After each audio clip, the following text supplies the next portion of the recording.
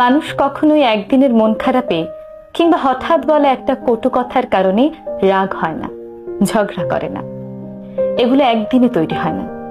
দিনের পর দিন ছোট ছোট কষ্ট, অবহেলা, অপমান, কটু কথা, উপেক্ষা সবই ধীরে ধীরে জমা হতে থাকে।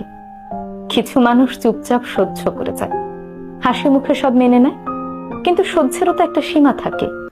যখন সেই সীমা পার হয়ে যায় তখনই ঘটে বিস্ফোরণ।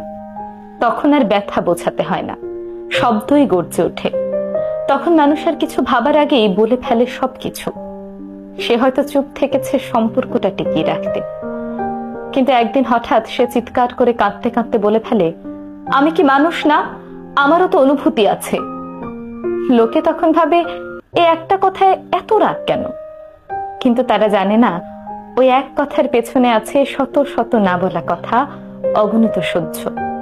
কাউকে হঠাৎ বদলে যেতে দেখলে ভেবে দেখো, তুমি হয়তো বহুদিন ধরে বদলে যাচ্ছিলে। সে শুধু সহ্য করছিল।